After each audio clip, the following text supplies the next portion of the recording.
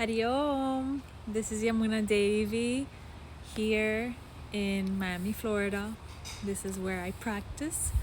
Um, I was asked a few questions and I'd love to share my reply to them. And if you have any questions, please feel free to ask. So actually what I was just going to talk about, which is stress at work.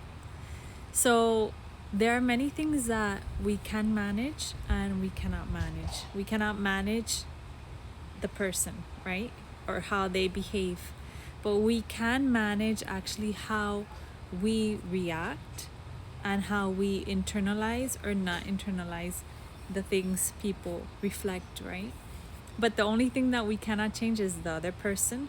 We cannot change what they do. However, how we can change the other person is by our own actions and how we behave towards them in a positive way. This is key. So if we behave in a negative aspect towards the other person, then the person will just react. So when the person is on fire, when the person is aggressive, then the other person will react that way, and they will expect the other person to react in that manner. They will expect and actually feed off of that person's anger and actually be happy. So this is not because they want to be that way. This is also because they have formed that habit of behaving a certain way for so long that it's just become ingrained within them. Does this make sense? So it's not that that is their innate nature. It's because they want to behave that way because they have been behaving that way for so long. So changing that, they have to come to an awareness and say, wow, this is not how I should behave. This is not me. So the only thing that you can change is yourself and not allowing that to affect you, to reflect, to meditate, to introspect, to say, I'm not going to let my peace of my mind be stolen. I'm not going to give away my peace of mind to that person. I'm not going to allow that person to even manipulate my emotion, because sometimes when we enter into that space, we allow ourselves to be easily manipulated by that person. The way we allow ourselves to not do that is by not feeding in. The person says, oh, this is terrible. Okay, you're wonderful. We'll work on it. We'll work better on it. Okay. And that way we slowly begin to release it and let it go. And it will get to a point that that person will get tired and they will eventually have to change or just continue in their way, and then that's them. But not to invest your energy unnecessarily, not to let your energy go in another direction. Allow yourself to be joyful, happy, content. And life has these ups and downs for a certain purpose. Life is teaching us moment to moment. If life was perfect, then we wouldn't learn, right? But we learn through interactions. I'm not going to tell you my life is so easy, right? Because I deal with people every day and I have to help them solve issues every day. Sometimes they don't like what I say, right? But sometimes I have to be very straightforward and tell them, in front of them, tell them the reality, and they might want to hear something different and colorful, and that they're right. Even though if they're not right, I will say, you're not right. This is what I think. What do you think? So always allow yourself some space to contemplate, to reflect. When we become too extrovert, we disconnect with ourselves. We allow ourselves to be really easily influenced. An important thing is, when you stand in your peace, I'm going to tell you, when you stand in your state of calmness, in your state of tranquility, no one can disturb you. No one can disturb your peace of mind, even if the other person says the worst things to you. There's this one story of Buddha, right? So Buddha was this old man. He was sitting in the street, and then two little kids came, friends, and they went to Buddha, and one of the friends started saying bad things to Buddha, and then the Buddha he was silent, quiet. He was there, relaxing, and then they went running away. And then one of the friends came back, the one that wasn't saying anything, I was just witnessing, and he said, "Sir, why didn't you stop my friend from telling you all these terrible things? Like, he said all these bad things to you, but you didn't say anything." And he says, "No, because whatever he came to me with, he left." This is very powerful. Whatever he came with to me, I did not take. He left it. He left with it.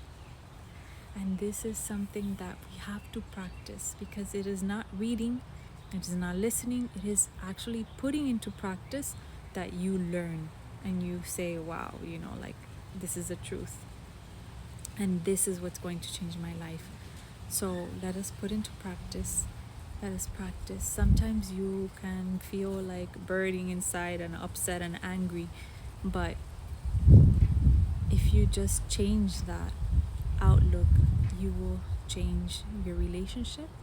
You will see so many different things, and you will feel better. So not to allow someone to control your life, not to allow others to control your energy. Stand in your truth, and I'm going to tell you the reality is, who are they going to hurt? They're going to hurt you. They're not going to do anything to you, right? So they can hurt your ego. They can hurt your ego. Yeah, the ego, it sucks when they hurt your ego, right? Because your ego is there to protect you. But be egoless. If ego is not there, they can't hurt you. They can't do anything to you. So stand in your peace. See people, even if you dislike them, even if they hurt you, see them with eyes of love. And this is a great challenge because the ego gets involved. So see them with eyes of love. And that way we allow that energy to open. And we allow that negativity or anything that we can be holding in, because we can be harming ourselves, to be released as well. I hope this makes sense. So in that way, you don't harm yourself and you release it, and you don't harm others as well. Because harming others that are harming you doesn't fix the situation. It's just adding fire to fire. So fire, we cool down with water, right? So let us keep our calm, keep our cool. We manage situations. Important thing is to observing the person. People who behave in situations that are not in a joyful space, happy space, peaceful space, that's a sign of imbalance. In Ayurveda, anger is a sign of imbalance. Sadness is a sign of imbalance. Anxiety is a sign of imbalance. So from what space is that person behaving? In what space is that person reacting?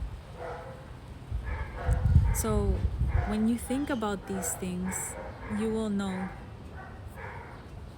it won't bother me, and I'm not going to let it get to me. So I hope this helps you. I will continue answering your questions, and you have answered so many wonderful things of different struggles that we have day to day. I think this is a very powerful one, because every day we deal with people, and every day we have to learn how to manage our health, our mental and emotional states as well, because every being, it's so beautiful, we are emotional beings, and we need each other to thrive. We need each other to communicate, to exchange, and in this exchange we learn about life, we learn about ourselves, how we can improve, and just know that the other person is your teacher. So a lot of love and good wishes. Feel free to send me more questions. I'm more than happy to answer as best as I can. I don't have the perfect answer, but I can share from my experience, and with love. If it helps you, apply it, and a lot of love and good wishes, and wishing you a beautiful, beautiful rest of your week. Hadi Om. Thank you for being here.